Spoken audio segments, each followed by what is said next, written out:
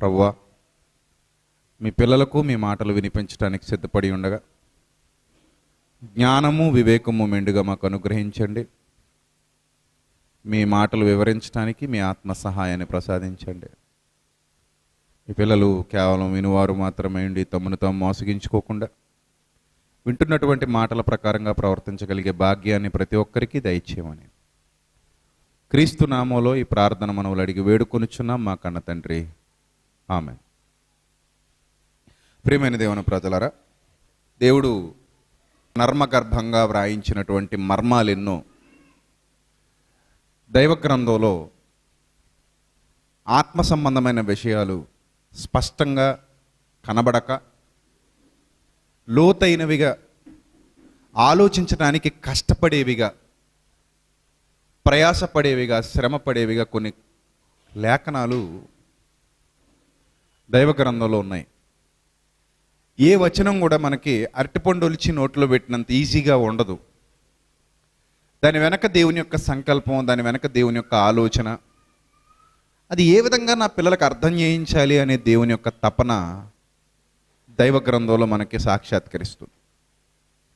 Bible చదివేటప్పుడు ఒక శరీర సంబంధమైన పుస్తకాన్ని చదువుతున్నాననే భావన మన మనసులో ఎట్టి పరిస్థితిలో ఉండకూడదు. అలా ఉందనుకోండి, మనకు బైబిల్ అర్థం కాదు. బైబిల్ చదివేటప్పుడు కానీ, ప్రసంగాన్ని వినేటప్పుడు కానీ, నేను చదువుతున్నది ఆత్మ సంబంధమైన పుస్తకం, ఆత్మ సంబంధమైన సంగతులను ఆత్మ సంబంధమైన సంగతులతో సరిచూస్తూ అన్నాడు. బైబిలు ఆత్మకు అవసరమైన పుస్తకం. ప్రభు కూడా మాట్లాడుతూ క్షయమైన ఆహారము కొరకు కష్టపడకుడి కానీ అక్షయమైన ఆహారము కొరకు కష్టపడుడి, మనుష్య కుమారుడు దాన్ని మీకు ఇస్తున్నాడని చెప్పాడు. అక్షయమైన ఆహారం, ఈ ఆహారం దేనికి అని అంటే మనకు ఆత్మీయ ఆహారం, స్పిరిచువల్ ఫుడ్, స్పిరిచువల్ ఫీడింగ్. చిన్న పిల్లలకి పాలు ఎలాగో బలహీనుల నుంచి బలవంతుల వరకు అందరికీ దేవుని వాక్యం అలా. ఆహారం, పాలు మనుషులకు పుట్టుక నుండి చావు వరకు ఏ విధంగా అయితే ఉపయోగపడుతున్నాయో అదేవిధంగా దేవుని వాక్యం పుట్టుక నుండి చావు వరకు మన ఆత్మీయ జీవితాలకు ఉపయోగపడుతుంది. అలాంటి గొప్పదైన వాక్యాన్ని అర్థం చేసుకోవడానికి జీవితకాలం సరిపోదు అనటానికి ఒక మాట మీరు దైవ గ్రంథంలో చూడగలిగితే, ప్రసంగి గ్రంథం 1వ అధ్యాయము 12వ వచనం నుంచి చూడండి ఒకసారి. ప్రసంగినైన నేను యెరూషలేమునందు ఇశ్రాయేలీల మీద రాజునై ఉంటిని, ఆకాశము క్రింద జరుగునది అంతటిని జ్ఞానము చేత విచారించి గ్రహించుటకై నా మనస్సు నిలిపితిని. వారు దీని చేత అభ్యాసము నొందవలనని దేవుడు మానవులకు ఏర్పాటు చేసినటువంటి ప్రయాసము బహు కఠినమైనది. సూర్యుని క్రింద జరుగుచున్న క్రియలనన్నిటినీ నేను చూచితిని, అవన్నీ వ్యర్థములే, అవి ఒకడు గాలికై ప్రయాసపడినట్టున్నవి అన్నాడు. ఇక్కడ జాగ్రత్తగా మీరు గమనిస్తే ఇతడి ప్రయత్నం, ఇతడు చేస్తున్నటువంటి సాధన, ఇతడు పడుతున్నటువంటి కష్టం, ఇతను పడుతున్నటువంటి ప్రయాస, అవి మనకి చాలా స్పష్టంగా కనబడతాయి. ఏదో తెలుసుకోవాలనే తపన యెరూషలేములో రాజుగా ఉన్న ఈ ప్రసంగికి ఉంది. ఏదో తెలుసుకోవాలనే తపన. సూర్యుని క్రింద జరుగుతున్న వాటన్నిటినీ పరిశీలిస్తున్నాడు. వాటన్నిటినీ అన్న మాట వ్రాయబడింది చూడండి. నా మనస్సు నిలిపితిని, వాటన్నిటినీ గ్రహించాలి, విచారించాలి. 15వ వచనం అంటాడు, వంకరగానున్న దానిని చక్కపరచ సఖ్యము కాదు, లోపము గలది లెక్కకు రాదు. యెరూషలేమునందు నాకు ముందున్న వారందరికంటే నేను చాలా ఎక్కువ జ్ఞానం సంపాదించాను. జ్ఞానము, విద్య నేను పూర్ణముగా అభ్యసించి తినని నా మనస్సులో నేను అనుకుంటుని, నా మనస్సు నిలిపి జ్ఞానాభ్యాసమును, వెర్రితనమును, మతిహీనతను తెలుసుకున్నట్టుకు ప్రయత్నించి తిని, అయితే ఇదియు గాలికి ప్రయాసపడుటయే అని తెలుసుకుంటుని. చూసారా, అతడు తన జీవిత కాలంలో ఈ భూమి మీద జరుగుతున్నటువంటి విషయాలు తెలుసుకోవటానికి చాలా ప్రయాసపడ్డాడు. తన మనస్సు నిలిపాడు. సూర్యుని క్రింద జరుగుతున్న సంగతులన్నీ అధ్యయనం చేయాలనుకున్నాడు. మనం కూడా అంతలా అధ్యయనం చెయ్యం. ఈరోజు మనం బైబిల్ చదువుతున్నప్పటికీ, బైబిల్ గురించి నేర్చుకుంటున్నప్పటికీ, బైబిల్ గురించి తెలుసుకుంటున్నప్పటికీ మనం కూడా అంత క్లియర్గా అధ్యయనం చేసే పరిస్థితి లేదు. అంత క్లియర్గా మనం కూడా అధ్యయనం చేయట్లేదు. ఏవో కొన్ని విషయాలు మనకు అవసరమైనంత వరకు నేర్చుకోవడం, అక్కడితో వాటిని మనకు అవసరం అనుకుంటే పట్టించుకోవడం, అవసరం లేదనుకుంటే విడిచిపెట్టేయడం కూడా చేసేవాళ్ళు ఉన్నారు. కానీ జ్ఞాని అయినటువంటి ప్రసంగి లోతుగా అధ్యయనం చేస్తున్నాడు. ప్రతి విషయాన్ని ఆలోచిస్తున్నాడు. అలా ప్రతి విషయాన్ని ఆలోచిస్తూ ఒక అద్భుతమైన వివరణ ఇచ్చాడండి దైవ గ్రంథంలో. అతడు ఇచ్చినటువంటి వివరణ చూస్తే చాలా ఆశ్చర్యం కలగక మానదు. ఒక వ్యక్తి దైవానుగ్రహం పొంది దేవునితో సంబంధాన్ని కలిగి ఉండి ఆయన మార్గాల్లో నడుస్తూ ఆయన ఆత్మ సహాయాన్ని పొందుకొని దేవుని యొక్క గ్రంథాన్ని లిఖిస్తూ, అంటే పరిశుద్ధాత్మ ప్రేరణతో లిఖిస్తూ ప్రపంచానికి తెలియజెప్పేటువంటి మాటలు ఎంత ప్రభావవంతంగా ఉంటాయో, ఎంత శక్తివంతంగా ఉంటాయో ఆ పుస్తకం చదివితే మనకు అర్థమవుతుంది. అందులో ఉన్న విషయాలు చదివితే మనకు అర్థమవుతుంది.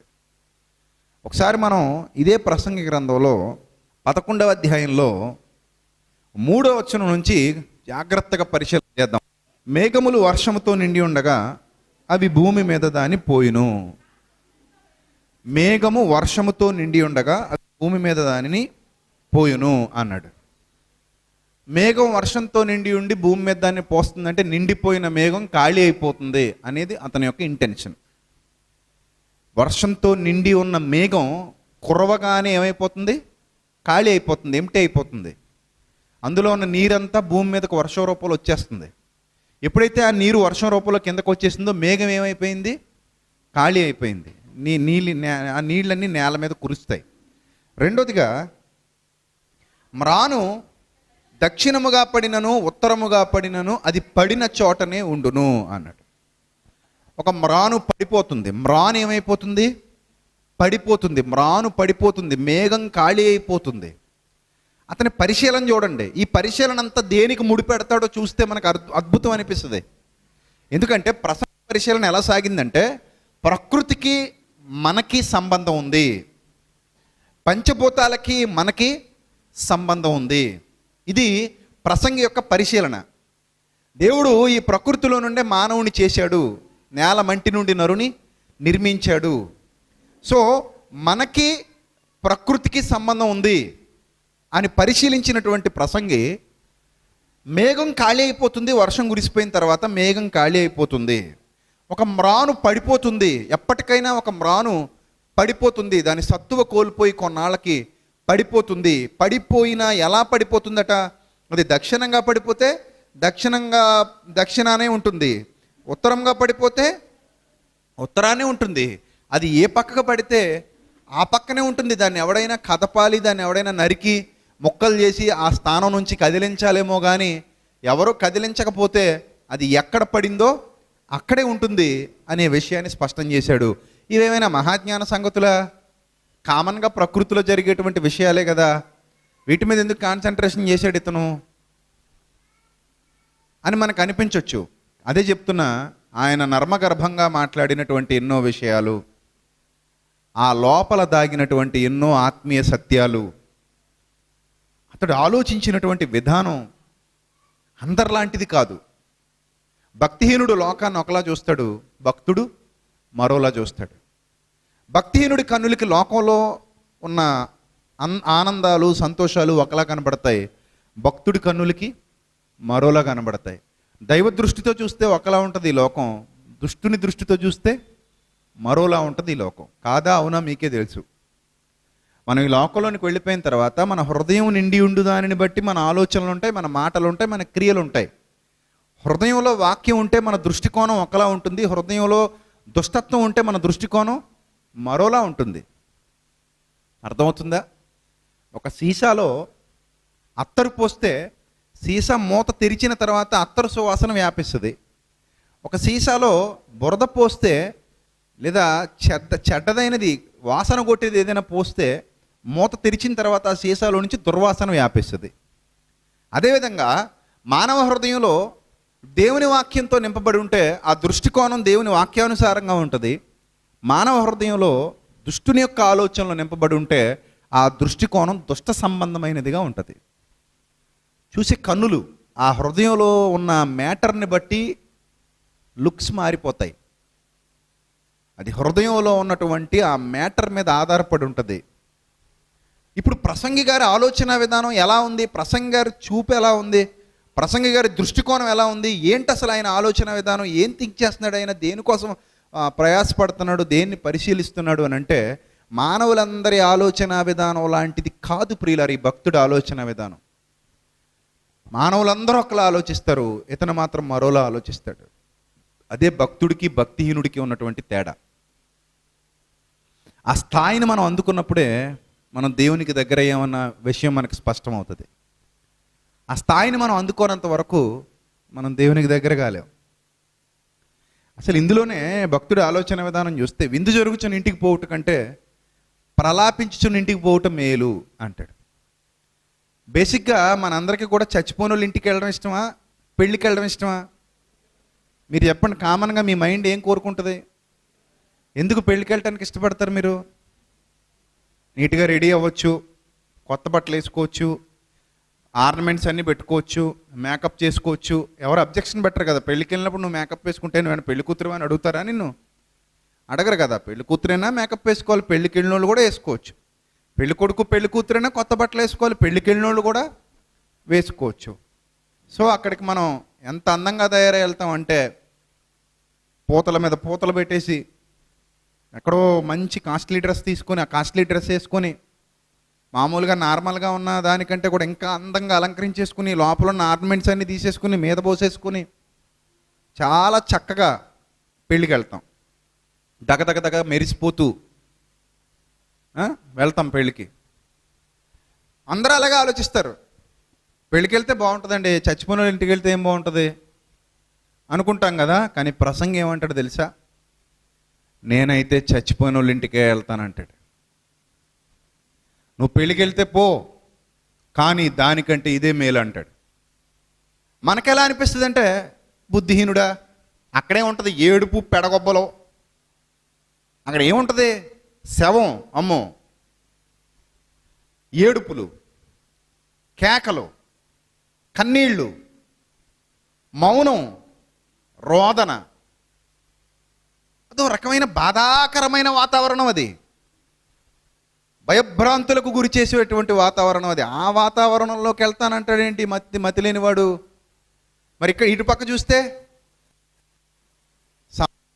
కోలాహలం, బాజాలు, భజంత్రీలు, హడావిడి, రకరకాల భోజన పదార్థాలు, పలకరింపులు, నవ్వులు, ప్రేమలు, ఒలకబోసుకోవటాలు, ఆప్యాయంగా ఒకరినొకరు హత్తుకోవటాలు, ఒకరి అందాన్ని ఒకరు చూపించుకోవడం కదా, ఒకరి బట్టలు ఒకరు ఏదో ఫ్యాషన్ షోలులా ప్రదర్శించుకోవడం.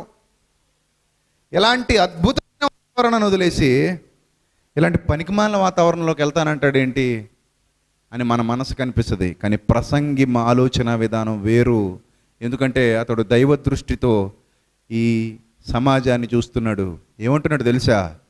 విందు జరుగుచున్న ఇంటికి పోవటం కంటే ప్రలాపించుచున్న వారి ఇంటికి పోవటం మేలు. కారణం, మరణము అందరికీ వచ్చును అంటాడు. మరణము అందరికీ వచ్చును గనుక బ్రతికి ఉండువారు దానిని మనస్సున పెట్టుదురు. అసలు ఆలోచన విధానానికే హ్యాట్స్ ఆఫ్ అనాలనిపిస్తుంది. ఏంటి అసలు ఈ ఆలోచన విధానం అయింది? దైవకోణం, దైవ దృష్టి. పెళ్ళికెళ్ళి హ్యాపీగా ఎంజాయ్ చేయాలనుకునే ప్రతి మానవుడి ఉద్దేశాల వెనుక దేవుని ఆలోచన విధానం ఇంత ప్రభావవంతంగా ఉంటుంది. అవును, సత్యం జీర్ణించుకోవడం కష్టం, అసత్యం జీర్ణించుకోవడం చాలా సులభం. కానీ అసత్యం ఆరోగ్యాన్ని ఇవ్వదు, సత్యం ఆరోగ్యాన్ని ఇస్తుంది. ఫాస్ట్ ఫుడ్ రుచిగా ఉంటుందా, ఇంట్లో అమ్మ వండిన వంట రుచిగా ఉంటుందా? చెప్పండి, మీరు నిజాలు చెప్పండి. ఫాస్ట్ ఫుడ్ రుచిగా ఉంటుందా, అమ్మ వండిన వంట రుచిగా ఉంటుందా? అమ్మ వంట ఉంటుందా? మరి అమ్మ వంట ఎక్కువ తింటారా మీరు, ఫాస్ట్ ఫుడ్ ఎక్కువ తింటారా? దేన్ని ఇష్టపడి తింటారు? మరే అమ్మ వంట అని చెప్తారే. ఫాస్ట్ ఫుడ్ ఎక్కువ తింటాం, అమ్మ వంట చిరాకు పడతాం. ఈరోజు కూడా చిక్కుడుగా అయినా, ఈరోజు టమాటా అయినా, ఈరోజు పప్ప మొహం ఇలా పెట్టేసి. అది బయటికి వెళ్తే వేడి వేడి పొగలు గుమ్మగుమ్మలు, హ్యాపీగా ఉంటుంది కదా. బయట తిండి అంటే అందరికి ఇష్టం. ఏది ఆరోగ్యం? అమ్మ వంట ఆరోగ్యమా, ఫాస్ట్ ఫుడ్ ఆరోగ్యమా? ఫాస్ట్ ఫుడ్ అనారోగ్యం, అమ్మ వంట ఆరోగ్యం. కానీ మనకి ఏం కావాలి? ఫాస్ట్ ఫుడ్డే కావాలి. చూసారా, మనిషి సైకాలజీ అంతే. చెడ్డదాన్ని తొందరగా ఇష్టపడతాడు, మంచిదాన్ని అనుమానిస్తాడు. మంచిదాన్ని ఏం చేస్తాడు? అనుమానిస్తాడు. చెడ్డదాన్ని ఇష్టపడతాడు. ఇక్కడ ప్రసంగి గారి ఆలోచన విధానం ఎలా ఉందంటే, నువ్వు ఎన్ని పెళ్ళిళ్ళు చేసుకున్నా, నువ్వు ఎన్ని పుట్టినరోజులు చేసుకున్నా, నువ్వు ఎన్ని పండగలు చేసుకున్నా, నువ్వు ఎన్ని విందులు చేసుకున్నా, నువ్వు ఎంత ఎంజాయ్ చేసినా, నువ్వు ఎంత హ్యాపీగా ఉన్నా, ఒకరోజు అక్కడికి వెళ్ళి ఆగిపోవాలి. నేను దాని మీదే కాన్సన్ట్రేషన్ చేశాను, అక్కడే కాన్సన్ట్రేషన్ చేశాను. ఏంటి నా కాన్సన్ట్రేషన్ అంతా అక్కడికి వెళ్ళిపోతుంది అని అంటే, నా భావజాలం గమ్యాన్ని, నా భావజాలం నా అంతిమ స్థితిని, నా భావజాలం నా చిట్ట చివరి దశను ప్రతిబింబింపజేసేదిగా ఉండాలి. అందుకే నేను విందు జరుగుచున్న ఇంటికి పోవటానికి ఇష్టపడను, ప్రలాపించుచున్న వారి ఇంటికి వెళ్ళడానికి ఇష్టపడతాను. శవం దగ్గర కూర్చున్నప్పుడు నా ఆలోచనలు మారిపోతాయి. ఆలోచించడం ప్రారంభిస్తాను శవం దగ్గర కూర్చొని. అది పెళ్ళికొడుకు దగ్గర కూర్చుంటే, పెళ్లి కూతురు దగ్గర కూర్చుంటే నాకు అలాంటి ఆలోచనలు రావు. ఎప్పుడైతే శవం దగ్గర కూర్చున్నానో, నేను కూడా ఒకరోజు ఈ శవంగా మారిపోతానన్న విషయం నాకు బోధపడుతుంది. చనిపోయాడు అన్న విషయం తెలియగానే నేను కూడా ఒకరోజు ఏమవుతాను? చనిపోతాను అన్న వాస్తవాలు అర్థమవుతాయి. మరి చనిపోయే నేను ఎలా బ్రతకాలి? దేనికోసం బ్రతకాలి? ఎందుకు బ్రతకాలి? ఏం చెయ్యాలి? ఈ వాస్తవాలు అర్థమవుతాయి. పెళ్ళిలో ఉంటే ఈ థాట్సే రావు. చట్నీ ఎలా ఉంది, ఇడ్లీ ఎలా ఉంది, బిర్యానీ బాగుందా, ముక్కలు ఎలా ఉన్నాయి, కక్కలు ఎలా ఉన్నాయి, పలానా వండి తీసుకొచ్చాను, అక్కడి నుంచి తీసుకొచ్చి వండించాను, డెకరేషన్ ఎలా ఉంది, ఇలాంటి ఆలోచనలు వస్తాయి. ప్రసంగ ఆలోచన విధానం అద్భుతం అంటున్నాను. అందుకే మర్చిపోక ఉదాహరణ చెప్పా. ఇంకెలాంటి మాటలు చాలా ఉంటాయి. భక్తుడు లోతైన జ్ఞానంతో అధ్యయనం చేస్తున్నాడు ఈ సమాజాన్ని, లోతైన జ్ఞానంతో. చూడండి, 4వ వచనంలో అంటాడు, గాలిని గుర్తుపట్టువాడు విత్తడు, మేఘములను కనిపెట్టువాడు కొయ్యడు. గాలిని గుర్తుపట్టువాడు ఏం చేయడట? విత్తడు. విత్తితే చెదిరిపోతుంది. మేఘములను కనిపెట్టువాడు కొయ్యడు, కోస్తే తడిచిపోయి పాడైపోతుంది. ఈ రెండు వివేకాన్ని సూచిస్తున్నాయి. మొదట చెప్పినటువంటి మేఘం ఖాళీ అయిపోతుందనే వాస్తవం, చెట్టు పడిన చోటే అలా ఉండిపోతుందనే వాస్తవం, గాలిని గుర్తుపట్టువాడు విత్తడు, మేఘములను కనిపెట్టువాడు కొయ్యడు అనే వివేకాన్ని గురించినటువంటి వాస్తవం మానవ జీవితాన్ని ప్రతిబింబింపజేసేవిగా మనకు కనబడుతున్నాయి ప్రియులారా. మానవ జీవితం ఏ స్థాయిలో ఉండాలి, మానవ జీవితం ఆలోచన విధానం ఎలా ఉండాలి? మనం ఎన్ని చేసినా ఒక చోట ఆగిపోతాం. మీరు గమనించండి, ఎవరైనా చనిపోయారు అనగానే అతని జీవితం మొత్తాన్ని ఒక్కసారి వ్యూలోకి తీసుకోవాలి, మన మైండ్ వ్యూలోనికి, ఆ తెర మీదకి తెచ్చుకోవాలి. ఎవరో పలానా చనిపోయారు అనగానే అతని జీవితం మొత్తం మీ కళ్ళ ముందు మీ ఆ మనస్సు అనే తెర మీద కనబడాలి, వాళ్ళ జీవితం మొత్తం. అప్పుడు మీకు అనిపిస్తుంది, ఈయన జీవితం వల్ల ఈయనకేమైనా ప్రయోజనం దొరికిందా? దొరకలేదు. ఈయన జీవితం వల్ల ఇతరులకు ఏమైనా ప్రయోజనం చేకూరిందా? చేకూరలేదు. మరి ఎందుకు పుట్టాడు, ఎందుకు చనిపోయాడు? ఎందుకు పుట్టినట్టు, ఎందుకు చనిపోయినట్టు? ప్రశ్నార్థకంగా మిగిలిపోయిన జీవితాలు ఎన్నున్నాయో తెలుసా ఈరోజు ప్రపంచంలో? ప్రశ్నార్థకంగా మిగిలిపోయిన జీవితాలు అవి. అంటే ఎవరికి ఉపయోగపడక, చివరికి తమకు తాము ఉపయోగపడక, చివరికి తమ జన్మ పరమార్థాన్ని ఎరుగక, పుట్టించిన దేవునికి లోబడి బ్రతకక, ఆయన ఇష్టాన్ని నెరవేర్చక, పుట్టి సంపాదించి తిని అనుభవించి పాపం చేసి చచ్చిపోయినటువంటి జీవితాలు. అలాంటి వాళ్ళని చూస్తున్నప్పుడు ఎందుకు వీళ్ళు ఇలా జీవితాన్ని వృధా చేసుకున్నారు అనే భావన కలుగక మానదు. ఎవరు చనిపోయినా సరే వాళ్ళ జీవిత చరిత్ర మన మనోఫలకం మీదకి తెచ్చుకోవాలి. ఆ క్షణంలో ఆలోచన ప్రారంభించాలి. ఏంటి వీళ్ళ జీవితం ఎలా ముగిసింది, ఎలా ప్రారంభమైంది మనకు తెలిసినంత వరకు, ఎలా నడిచింది మనకు తెలిసినంత వరకు, ఎలా ముగిసింది మనకు తెలిసినంత వరకు, దానివల్ల వీళ్ళకి కలిగినటువంటి మేలేంటి, ప్రయోజనం ఏంటి, రేపొద్దున నేనేంటి, నా పరిస్థితి ఏంటి. దైవ గ్రంథాన్ని ఆలోచించేటప్పుడు భక్తుని యొక్క దృష్టికోణాలు ఎలా సాగుతున్నాయి? బైబిల్ ఎప్పుడు కూడా స్పష్టమైన అవగాహన మనకు కల్పించాలనుకుంటే తప్ప భూ సంబంధమైన విషయాల మీద నేను దృష్టి పెట్టేలా చేయదు ప్రియులారా. అలా చేస్తున్నాడంటే వాడు బైబిల్ బోధకుడు కాదు. నేను అందుకే ఎప్పుడు వ్యతిరేకిస్తూ ఉంటాను, మనుషుల్ని మభ్యపెట్టొద్దు, నిజాలు నిర్భయంగా చెప్పండి అని. ఇంతలో కనబడి అంతలో మాయమైపోయే జీవితాన్ని మభ్యపెట్టి నీవు గేదెను కొనుక్కుంటావు, నీ అకౌంట్లో డబ్బులు పడతాయి, నీకు ఏదో రాబోతుంది, అక్కడికి పోతావు, నీకు లాటరీ తగులుతుంది, ఇవన్నీ పిచ్చి మాటలు అనిపించవు మనకి, పిచ్చి మాటలు. మొన్న ఏదో వీడియో వచ్చింది కదా ఫేస్బుక్లో, హైదరాబాద్ ఎవరో రవి అని ఒక ప్రాఫిట్ రెవెన్ పెట్టుకున్నాడు. ప్రాఫిట్ అంట. ఇదిగో నేను చూస్తున్నాను, అక్కడ నుంచి కారు వెళ్తుందట, రోడ్డు మీద వెళ్తున్నాను, యూటర్న్ తీసుకున్నాను, అక్కడ ఏదో పోస్ట్ ఆఫీస్ ఉంది, అటు నుంచి వెళ్తున్నాను, మీ ఇంటికి వెళ్ళిపోయాను, బీరువా తలుపు తీసాను. ఇది కాళ్ళెల్లా ఊపుతుంటాడు. మళ్ళీ కాళ్ళెల్లా ఊపుతూ నీ బ్యాంక్ నెంబర్ చూస్తున్నాను, చివర 3 కనబడుతుంది, 8 కనబడుతుంది, 9 కనబడుతుంది, అందులో 2 లక్షలు పడబోతున్నాయి. పిచ్చి మాటలు, పిచ్చి ప్రసంగాలు. జనానికి అది ఇష్టం. వాళ్ళని చూస్తుంటే వీళ్ళందరూ ఇంత అమాయకులా, ఇన్ని గొర్రెలా, వీళ్ళకి అసలు జ్ఞానం ఉండదా? కూర్చున్న వాళ్ళకి జ్ఞానం ఉండదా? వీళ్ళకి అసలు బుర్ర పనిచేయదా అనిపిస్తుంది. దేవదూతలు వచ్చాయి, ఇక్కడెక్కడే తిరుగుతున్నాయి, దేవుడు నీకు ఇప్పుడు అద్భుతం చేసేయబోతున్నాడు, యేసు నామంలో అలా చేయబోతున్నాను, ఇలా చేయబోతున్నాను, ఇక మీదట నీకు అసలు అప్పు ఉండదు, మొత్తం తీరిపోద్ది, ఇక మీదట నీకు అసలు సమస్య ఉండదు, మొత్తం ఎగిరిపోతుంది.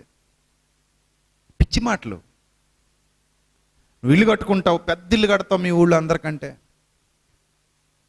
వాచ్మెన్ నాకు కానుక ఇచ్చాడు, 11,000 ఇచ్చాడు.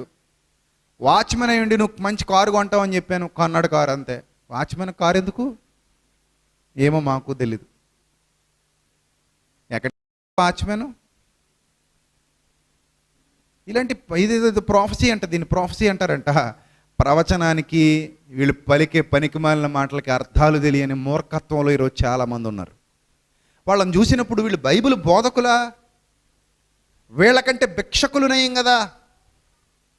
బైబిలు భూ సంబంధమైన విషయాల మీద ఎప్పుడు కాన్సన్ట్రేషన్ చేయదు. బైబిల్ ఏమంటుంది తెలుసా?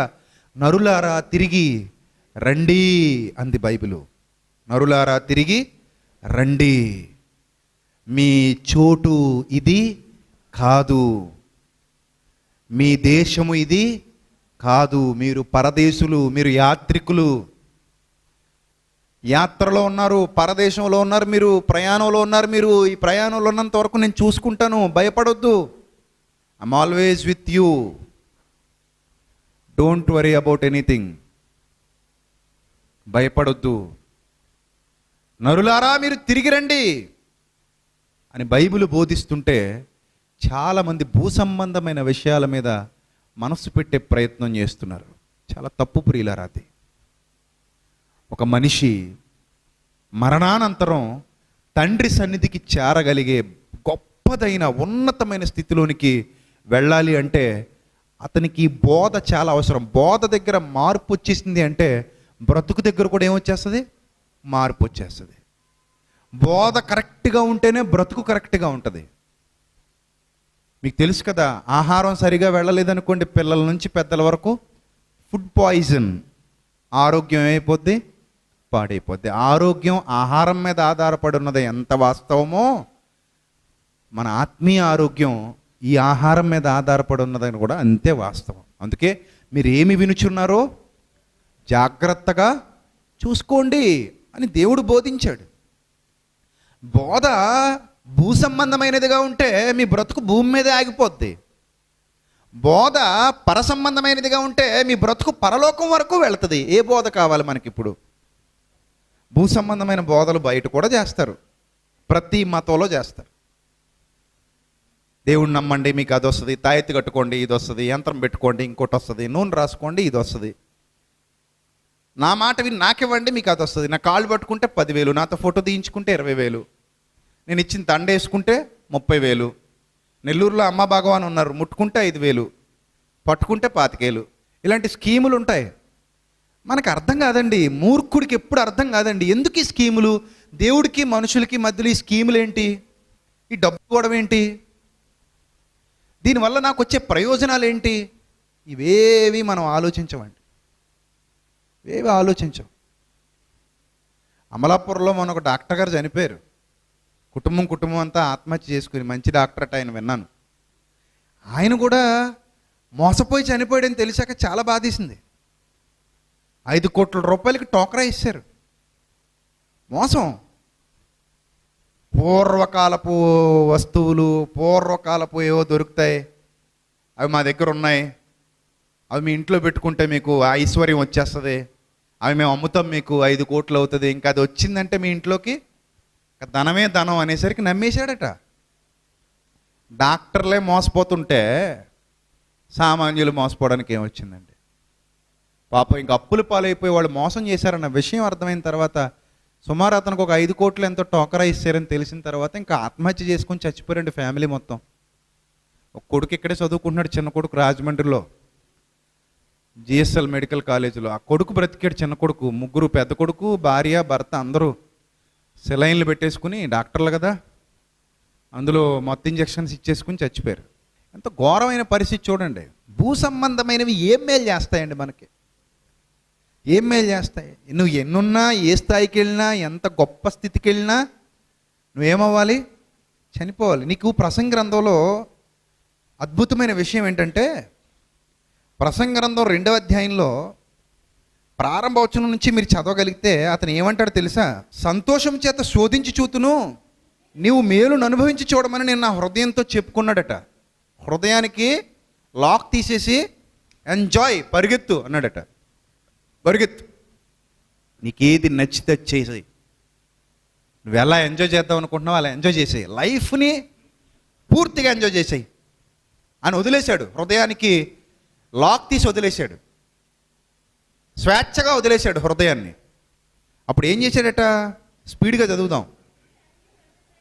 ఎలా అంటే 3వ వచనం, నా మనస్సు ఇంకనూ జ్ఞానం అనుసరించుచుండగా ఆకాశము క్రింద తాము బ్రతుకు కాలం అంతయు మనుషులు ఏం చేసి మేలు అనుభవిస్తారో చూడాలని తలచి నా దేహాన్ని ద్రాక్షారసం చేత సంతోషపరుచుకుందుననియు మతిహీనత యొక్క సంగతి అంతయు గ్రహించుననియు నా మనస్సులో నేను యోచన చేసుకుంటుని, గొప్ప పనులు, సంతోషం కోసం గొప్ప పనులు చేద్దాం, గొప్ప పనులు, ఆనందం కోసం ప్రయాసపడదాం అని ఫస్ట్ మందుని ఆశ్రయించాడు. మందులో ఏముంది? ఆనందం ఉందా? కొందరికి ఉందనుకుంటున్నారు. మందులో సంతోషం ఉందా? కొందరికి ఉందనుకుంటున్నారు. అందుకే వాళ్ళు తాగి తాగి తాగి తాగి తాగి చివరికి అవయవాలన్నీ పాడైపోయి చచ్చిపోతున్నారు. తాగి తాగి తాగి భయంకరంగా తాగి అవయవాలు పాడైపోయి ఏడుస్తూ కాలం గడుపుతున్నారు. వారు మరణానికి వెళ్ళిపోతున్నారు.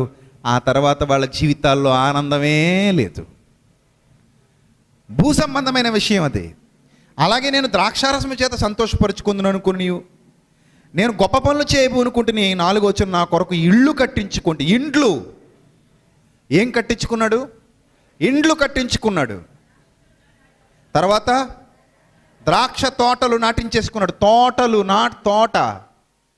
తోటలు నాటి ఇల్లు, ఇండ్లు, తోటలు, ఇండ్లు.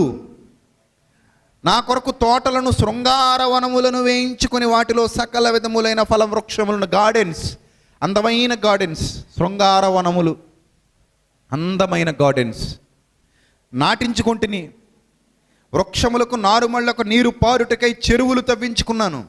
పనివారు, పనికత్తెలు చీటికేస్తే వస్తారు. ఎవరక్కడ? చిత్తం ప్రభు. పనివారు, పనికత్తెలు, ఇంకా నా ఇంట పుట్టిన దాసులు నాకుండిరి. ఇంట్లో పుట్టిన దాసులు, దాసులకు పుట్టిన కుమారులు ఇతనికి మరలా తిరిగి దాసులు, ఇంట పుట్టిన దాసులు ఉండిరి. యెరూషలేమునందు నాకు ముందున్న వారి కంటే ఎక్కువగా పశువులు, గొర్రెలు, మేకలు, మందలు బహు విస్తారంగా సంపాదించబడి. ఎందులో ఉంది అసలు ఆనందం? చూడాలి. ఎక్కడైనా సరే పీక్ స్టేజ్కి వెళ్ళిపోవాలి. అమ్మో అనేంత ప్రతి దానిలో కూడా అంత లోతుకెళ్ళి చూసేయాలి. ఇంకా ఇందులో సంతోషం ఉందా? చివరకు పోవాలి. అంతే, చివరకు పోవాలి. ఇందులో సంతోషం ఉందా? చివరకు పోవాలి. దానికోసం ట్రై చేస్తున్నాడు, సంతోషం కోసం శోధించి చూస్తున్నాడు. 8వ వచనం, నా కొరకు వెండి బంగారము రాజులు సంపాదించు సంపద, ఆయా దేశాల్లో దొరికే సంపద మొత్తం కూర్చే, ఆయా దేశాల్లో దొరికే సంపద మొత్తం, వెండి బంగారం సంపద మొత్తం కూర్చేశాడు. తర్వాత గాయకురాండ్రు, గాయకులు పాటలు పాడేవాళ్ళు ఎవరు కావాలంటే వాళ్ళు ఎత్తుకో పాట అనేసరికి మొదలెట్టాలన్నమాట, అని మొదలు పెట్టాలి. సో గాయకురాండ్రు అందరినీ సంపాదించేసుకున్నాడు. మనుష్యులు ఇచ్చయించు సంపదలన్నీ ఉన్నాయి. ఇంక అక్కడితో ఆగలేదు. నీకు ఆనందం కావాలంటే ఆడవాళ్ళలో ఉంటుంది అని అన్నారు. పూర్వం నుండి ఇలాంటి దౌర్భాగ్యపు భావజాలం ఉంది మనుషుల్లో. అందుకని బహుమంది ఉపపత్నులు కావాలనుకున్నాడు. బహుమంది ఉపపత్నులు, అదే చెబుతున్నాడు చూడండి. బహుమంది ఉపపత్నులను ఉంచుకొంటిని, నాకు ముందు యెరూషలేమునందున్న వారందరికంటే నేను గనుడనై అభివృద్ధి పొంది తిని, నా జ్ఞానము నన్ను విడిచిపోలేదు, నా కన్నులు ఆశించిన వాటిలో దేనిని అవి చూడకుండా నేను అభ్యంతరం చేయలేదు, మరియు నా హృదయము నా పనులన్నిటిని బట్టి సంతోషింపగా సంతోషకరమైనది ఏది అనుభవించకుండా నేను నా హృదయమును నిర్బంధింపలేదు. ఇదే నా పనులన్నిటి వల్ల నాకు దొరికిన భాగ్యం. అప్పుడు నేను చేసిన పనులన్నీ వాటి కొరకే నేను పడిన ప్రయాసమంతయు నేను నిదానించి వివేచింపగా అవన్నీ వ్యర్థమైనవిగాను ఒకడు గాలికి ప్రయాసపడినట్టుగాను కనబడెను అన్నాడండి. చూసారా, ఇంత ఎంజాయ్ చేసినోడు చివరికి వచ్చేసరికి ఏం చెప్తున్నాడు? గాలికి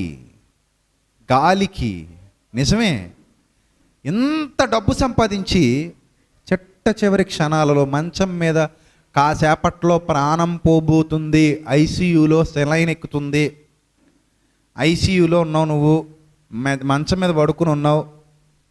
ఆ స్థితిలో నీ ఆలోచన విధానం ఎలా ఉంటుంది? ఒక పక్క ఆస్తులు అంతస్తులు, ఒక పక్క తోటలు, ఒక పక్క వెండి బంగారాలు, బహుమంది ఉపపత్నులు. సొలొమోను గారికి మొత్తం 1000 మంది భార్యలు. ప్రపంచంలో ఇంకా రికార్డు ఎవడో బదలగొట్టి ఉండడు ఇప్పటి వరకు. భూమి పుట్టిన నాటి నుండి ఇప్పటి వరకు ఆయనదే అతిపెద్ద రికార్డు. ఇంకా దాన్ని కొట్టే రికార్డు ఎవరిది ఉండదు, ఉండబోదు, ఫ్యూచర్లో కూడా ఉండదు. 1000 మంది భార్యలంటే అసలు వాళ్ళ పేర్లు కూడా గుర్తుండడం కష్టమే, అంతే కదా. 1, 2 అని నెంబరింగ్ ఇచ్చేయాలి. ఇంకా మెడలో బోర్డు వేసేసి, సాఫ్ట్వేర్ కంపెనీలకు బోర్డులు వేస్తారు కదా మెడలో. బోర్డు అంటే బోర్డు కాదు, ఇలాంటి ట్యాగ్. అలా ఒక ట్యాగ్ వేసేస్తే నెంబర్ 1 ఈమె, నెంబర్ 2 ఈమె, నెంబర్ 3. పోనీ రోజుకొకళ్ళ ఇంటికి వెళ్ళి చేతి వంట తిందామని వెళ్ళినా కూడా మళ్ళీ 1వ నెంబర్ ఇంటికి వెళ్ళాలంటే ఎన్ని రోజులు పడుద్ది? సుమారు 3 సంవత్సరాలు పడుద్ది,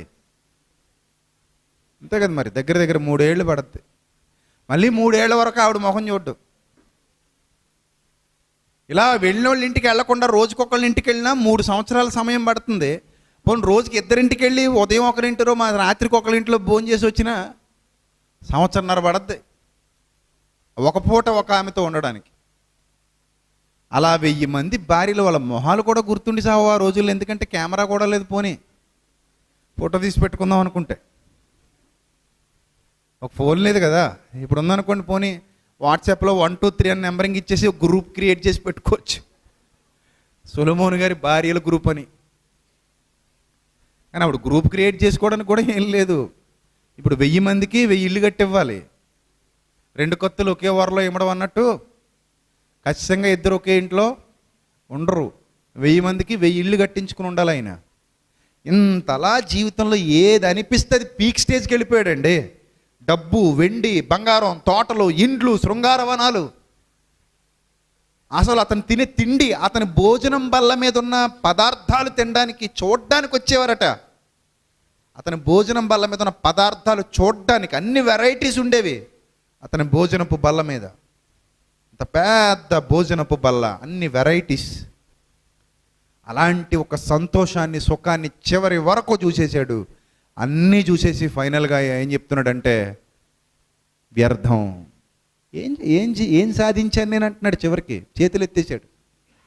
ఏం సంపాదించుకున్నాను నా జీవితంలో, ఏంటి నాకు కలిగిన లాభం ఏంటని అడుగుతున్నాడు. నేను పడిన ప్రయాసకు నాకు కలిగిన లాభం ఏంటి? ఇప్పుడు మీరు ఎంత ప్రార్థన చేసి కన్నీరు గార్చినా ఈ స్థాయికి వెళ్ళగలరా? వెళ్ళగలరా? భూ సంబంధంగా బ్రతికే వాళ్ళ కోసం చెప్తున్నా, మీ గురించి కాదు.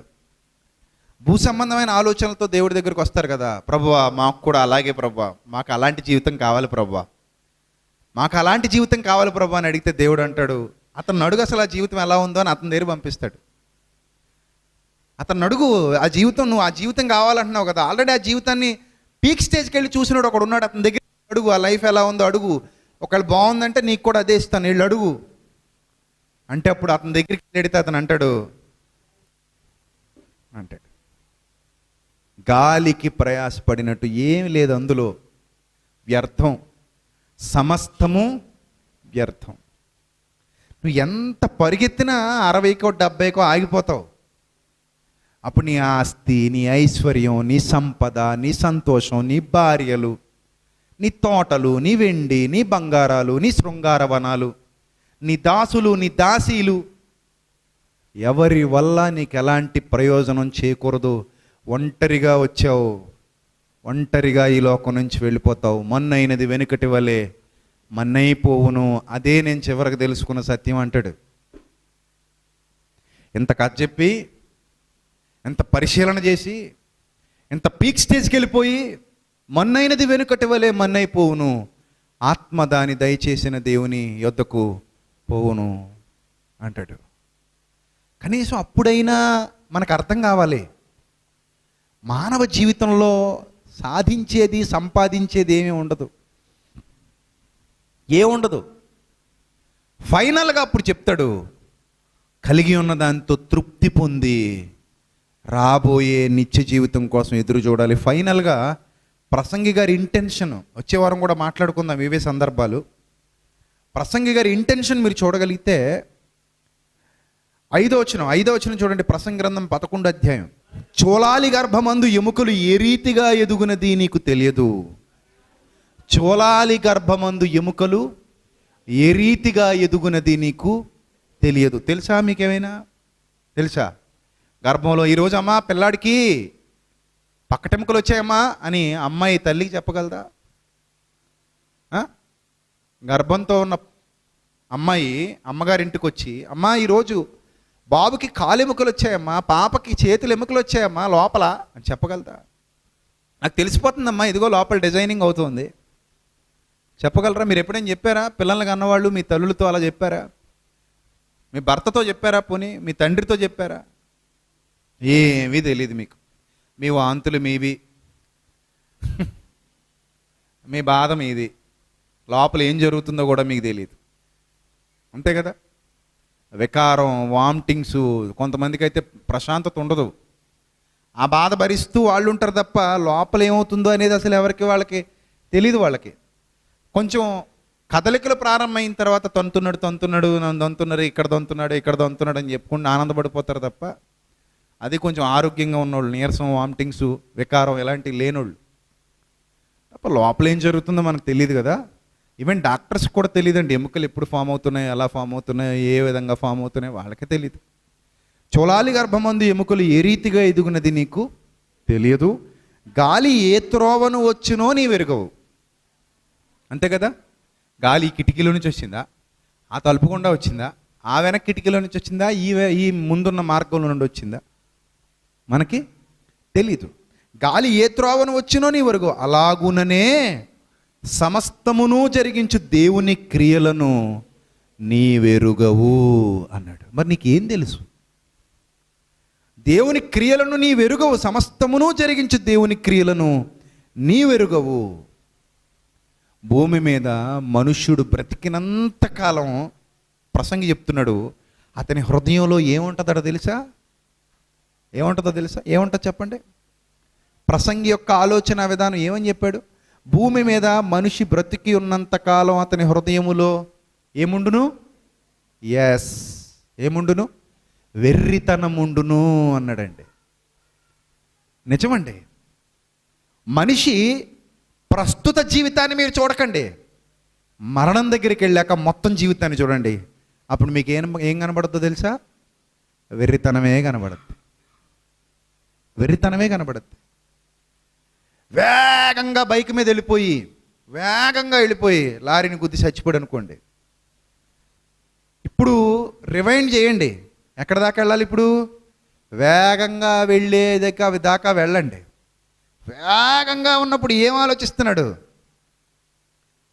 ఎంజాయ్ చేస్తున్నాను నేను ఈ రైడ్ని ఏం చేస్తున్నాను? నేను ఎంజాయ్ చేస్తున్నాను. ఈ రేసులో నేను ఇప్పుడు గెలుస్తాను, నాకు కిక్ ఉంది ఇక్కడ. ఆ బైక్ కొనడానికి ఎంత కష్టపడ్డావో, ఆ బైక్ మీద ఎక్కి ఊరేగడానికి, తినడానికి ఎంత కష్టపడ్డావో, సంపాదించడానికి ఎంత కష్టపడ్డావో, ఇప్పుడు కిక్కు కోసం పరుగులు తీశాడు, చచ్చిపోయాడు, రక్తంలో కొట్టుమిట్టాడుతున్నాడు, అవయవాలు ఛిద్రంగా ఎక్కడికక్కడ పడిపోయి ఉన్నాయి. అప్పుడు ప్రసంగి ప్రత్యక్షం అయితే ఏమంటాడు తెలుసా? మనిషి హృదయములో వెర్రితనముండును అంటాడు. భూమి మీద బ్రతికినంతకాలం సంపాదనని రాత్రనక పగలనక కష్టపడి బాగా సంపాదించేసి కట్ట మీద కట్ట ఎంతెత్తు పేర్చేసి, కొంతమంది కట్టలు మంచం కిందే పెట్టుకుంటారు, పరుపు కింద, ఎక్కడికి పోకూడదు, వాటి మీదే పడుకోవాలి. చాలామంది డబ్బులు పరుపు కింద పెట్టుకుంటారట, అదొక సైకాలజీ సూత్రం అట అది. ఎందుకంటే నా కింద ఉన్నాయి, అమ్మయ్య ఎవడొచ్చి ఎత్తుకుపోలేడు, నన్ను తీసే కదా వీటిని తీయాలని. నేను లేస్తే కానీ ఎవడో తీసుకోలేడు కదా, అందుకని నేను పరుపు మీద అలా పడుకునే ఉంటే నా కింద కట్టలు సురక్షితంగా ఉంటాయని. కానీ నిన్ను ఎత్తేసే రోజు మళ్ళీ ప్రసంగ గారు ప్రత్యక్షమయ్యారనుకోండి, అక్కడ నిన్ను ఎత్తేసే రోజు, కాళ్ళు పట్టుకో, ఈ కాళ్ళు పట్టుకో, ఆ చేతులు పట్టుకో, సాయం బట్టి అంటారు కదా. ఎప్పుడు పడతారు సాయం? నువ్వు మాయమైపోయాక ఏం చేస్తారు? నేను సాయం పడతారు. ఆ సాయం పట్టేటప్పుడు పరుపు మీద నుంచి కిందకి దించుతారు చూడు, అప్పుడు ఆ కింద కట్టలు అలాగే ఉండి అవ్వుకుంటాయి. ఇప్పుడు మేము మళ్ళీ ఇంకో ఇంటికి పోతామని. అంతే కదా, అవి అలా తిరుగుతూనే ఉంటాయి వేశ్యల మాదిరిగా, ఒకటి జేబులోంచి ఇంకోటి జేబులోకి. వేశ్య ఎవరికి సొంతం కాదు కదా. వేశ్యకు ఒక భర్త ఉండడు. ఆ రాత్రి ఎవరితో ఉంటే అతనే ఆమె భర్త కింద ఈడు ఫీల్ అవుతాడు, ఈమె నా సొత్తు అనుకొని. తెల్లారు లేచిన తర్వాత నువ్వెవడే అతలబో అనుకుని ఆవిడ వెళ్ళిపోద్ది. అదే మాదిరి డబ్బు కూడా మన జేబులో ఉన్నంతసేపు నాది అనుకుంటాం, ఇవ్వగానే టాటా అని ఇంకొకటితో పోద్ది. ఇలా ఎన్ని నోట్లు మనల్ని విడిచిపెట్టి ఇంకొకటి జేబులోకి వెళ్ళిపోతున్నాయి అన్న సంగతి మనకు తెలుసు, కానీ ఆ నోటు కోసం మళ్ళీ పరిగెడుతుంటాం. అలా సంపాదించి కట్టలు పేరు చేసుకున్న తర్వాత కట్లన్నీ ఒకరోజు మనల్ని నవ్వుతాయి. వెర్రితనం ఉంది, దీనికోసం ఆ విలువైన జీవితాన్ని పేరు చేసావు. ఆ కట్టల్లో నీ జీవితం ఉంది, ఆ కట్టల్లో నీ చెమట ఉంది, ఆ కట్టల్లో నీ సమయం ఉంది, ఆ కట్టల్లో నీకు సంబంధించిన మొత్తం ఉంది. అదంతా ఇప్పుడు ఇక్కడే ఆగిపోయింది, కట్టల రూపంలో ఆగిపోయింది. చాలామంది జీవితాలు మీరు చూడండి, బతికినంత కాలం సంపాదన కోసమే బ్రతుకుతారు, పేర్చుకొని చచ్చిపోతారు. మొన్న ఒక వృద్ధ బ్రాహ్మణుడు చచ్చిపోయాడు, పేపర్లో చూసే ఉంటారు. వృద్ధ బ్రాహ్మణుడు చచ్చిపోతే అందరూ వెళ్ళి, ఎవరు లేరు అతనికి, ఎవరు లేకపోతే లోపలికి వెళ్ళి చూస్తే పాత బస్తాలు ఉన్నాయి. ఈ పాత బస్తాలు ఉంటే ఏంటబ్బా ఈ పాత బస్తాలని చూస్తే అందులో అంత డబ్బు, చిల్లర, నోట్లు, కానుకలు, దక్షిణ, అవన్నీ బస్తాల్లో పెట్టేసి లోపల పెట్టుకున్నాడు. ఆయన తినలేదు, చేయలేదు. పోనీ ఖర్చు పెట్టుకుని తిన్నాడా అంటే ఏం చేయలేదు, అలా దాచిపెట్టుకున్నాడు. లెక్క ఇంకా అవుతుందట, ప్రస్తుతానికి 10 లక్షల దాకా లెక్క పెట్టారట, ఇంకా లెక్క పెడుతున్నారట చిల్లర. అదిని పేపర్లో వార్త వచ్చే సమయానికి అంత తేలింది, ఇంకా లెక్క పెట్టాల్సిన మూటలు ఉన్నాయట లోపల, మెల్లిగా లెక్క పెడతారట. అప్పుడు నాకు అనిపించింది, మళ్ళీ ప్రసంగ గ్రంథమే గుర్తొచ్చింది. ఆర్ని జీవితం ఎలా అయిపోయిందా చివరికి, ఏం సాధించావు నువ్వు? ఆ మూటలు చూసుకుని ఎంత మురిసిపోయాడో. ఆ మూటలన్నీ అక్కడే ఉన్నాయి, పంతులు గారు మాత్రం వెళ్ళిపోయారు, టపా కట్టేశారు. ఇప్పుడు ఆ మూటలన్నీ లెక్క పెడుతున్నారు. తర్వాత నేను అనుకున్నాను, నీ డబ్బు ఎవడు తినేస్తాడబ్బా అనుకున్నాను. మళ్ళీ లెక్క పెట్టేవాళ్ళు కూడా ఏమనుకుంటారు తెలుసా, ఇలాగే మేము వెళ్ళిపోతామని అనుకోరు. జాగ్రత్తగా ఇది నాకు వచ్చేస్తే బాగుండు, ఇది నేను నొక్కేస్తే బాగుండు అనుకుంటారు. ఇది మనిషి దరిద్రపు స్వభావం. ఉన్నదాంతో ఎవ్వడు సంతృప్తి పడ్డు. తన కష్టార్జితంతో తిని తృప్తి పొంది దేవుని స్తుతించి రేపు సంగతి గురించి రేపు చూద్దాం, ఏనాటికి ఆనాటికి చాలు రేపటి కూర్చి ఈ రోజు అంత అవసరం లేదు, ఎందుకంటే రేపు నేనుంటాను లేదు తెలీదు. కానీ మనిషి హృదయంలో బ్రతికినంత కాలం ఏముంటుంది? వెర్రితనం ఉంటుంది. వెర్రితనం. ఆ వెర్రితనంతోనే బ్రతుకుతాడు. నాది నాది నాది నాది, ఇది నాది, అది నాది, ఇవన్నీ నావే, నా దగ్గరే ఉండాలి ఇవన్నీ. ఇంకా ఉంటే ఎంత హాయిగా ఉంటుందో మనసుకి. బంగారం అనవసరంగా రేటు పెరిగిపోయిందట. మొన్న చెప్పానండి మీకు నా మాట, ఎప్పుడైనా వింటే కదా మీరు. ఇప్పుడు 40,000 కూర్చుందట. నేను ఎప్పుడు చెప్పాను? 25,000 ఉండగా చెప్పాను. అప్పుడు విన్నారా నా మాట? వినలేదు. వింటే అది కూడా పరుపు కింద ఎట్టు పడుకునేవాళ్ళం కదా. విని కొంటే అది కూడా ఎక్కడ పెట్టుకుందాం? పరుపు కింద ఎట్టేసుకుని పడుకుందాం కదా ప్రశాంతంగా. మనసుకు హాయిగా అనిపిస్తుంది కదా. మనిషి బ్రతికినంత కాలం వెర్రితనం ఉంటుంది. ఆ వెర్రితనమే మనిషిని పతనావస్థకు తీసుకుని వెళ్ళిపోతుంది. ఏం సాధించావు నేను నీ జీవితంలో అంటే చాలామంది ఏం చెప్పలేరండి. ఏందయ్యా నీ జీవితంలో ఏం సాధించావు నువ్వు అంటే, జీవితం ఎందుకు ఇవ్వబడింది నీకు? ఎందుకు బ్రతికావు? ఎందుకు చచ్చిపోయావు? ప్రశ్నార్థకంగా మిగిలిపోతున్న ఎన్నో జీవితాలు. చివరికి వెళ్ళాల్సింది జీవితాన్ని ఇచ్చినవాడి దగ్గరికే. ఇచ్చినవాడి దగ్గరికే నువ్వైనా నేనైనా వెళ్ళాలి. కానీ వెర్రితనంతో బ్రతికి చచ్చిపోతే ఆ జీవితం వల్ల ఏం ప్రయోజనం ఉంది చెప్పండి? మనల్ని కూడా ఏదో ఒక రోజు నలుగురు మోసేస్తారండి. మనల్ని కూడా ఏదో ఒక రోజు నలుగురు మోస్తారు. అదేంటో మరి లెక్క. నలుగురు 4 వైపులుండి అలాగే మోస్తున్నారు ఇప్పటికే. పాడి కట్టినా నలుగురే, పెట్టులో పెట్టినా నలుగురే. ఏదో ఒక రోజు మనల్ని మోస్తారండి. వ్యాన్ మీదకి ఎక్కించాలన్నా కానీ నలుగురు ఎత్తే పెట్టాలి కదా. మళ్ళీ దించేటప్పుడు నలుగురు పెట్టి పెట్టాలి కదా. మిషన్లో పెట్టి మంట పెట్టేసినా, కరెంటు మీద కాల్చేసినా, మట్టిలో పెట్టేసినా, ఎలా పెట్టినా మన అంతిమ స్థితి అదే కదా. వెర్రితనంతో బ్రతికి అక్కడికి వెళ్ళిపోతున్నామా? బ్రతికినంతకాలం ఒక వెర్రితనం మనల్ని వెంటాడుతుందా? ఒక వెర్రితనం మన చుట్టూ వైఫై నెట్వర్క్లా ఉందా? ఈ వెర్రితనపు మాయలో మనుషులు బ్రతుకుతున్నారు. మీరు ఆలోచించండి, సొలొమోను కంటే గొప్ప సంతోషం మీరు ఏం అనుభవించేస్తారు ఈ లోకంలో చెప్పండి? ఉందా నీ దగ్గర అంత వెండి? తన దగ్గర ఉన్న వెండి, తన దగ్గర ఉన్న బంగారంతోనే దేవాలయం కట్టాడు. ఇంకా మిగిలిపోయింది అతని దగ్గర తెలుసా మీకు? వాళ్ళ నాన్నే చాలా పోగు చేసి ఇచ్చేసాడు ఆయనకి, దావీదు గారు, మెటీరియల్. దాంతోనే కట్టేశాడు. ఇంకా మిగిలిపోయింది. ఆ రోజుల్లో వెండి ఎన్నికకు రాలేదట. చుట్టుపక్కల ఉన్న రాజులందరూ కానుకలు పంపేవారు. ఎందుకు పంపరు? 700 మంది రాజకుమార్తెలే. ఒక్కో మాంగారు కొంత కొంత కట్నం పంపిన బోల్డ్ అంత వస్తుంది ఇతనికి.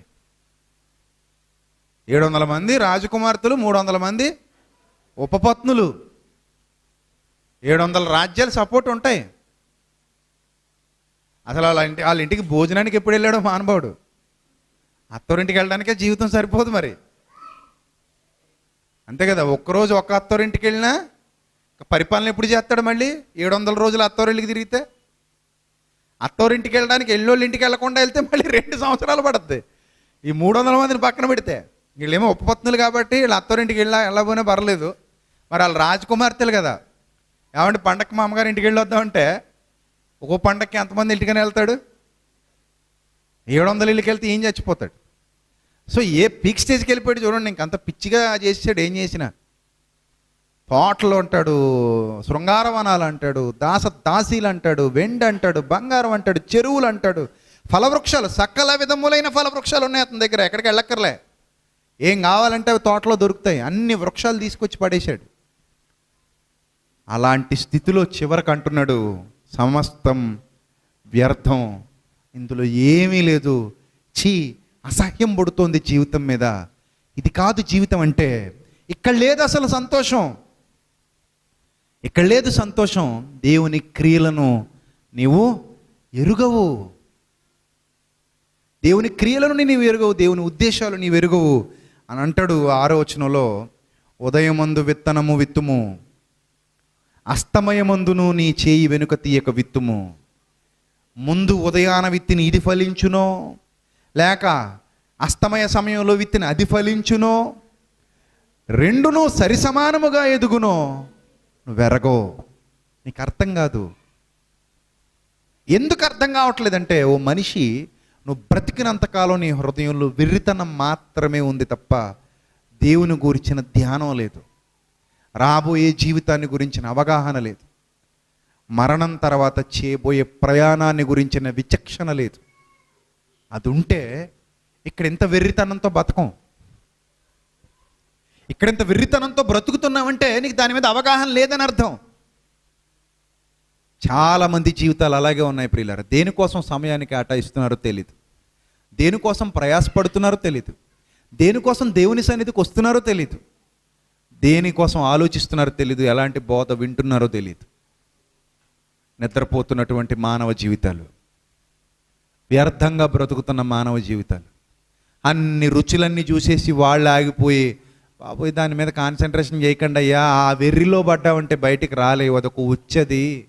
రాబోయే జీవితం కోసం వెతకండి. ఇక్కడ ఏమీ లేదు, వెళ్ళిపోవాల్సిందే మనం.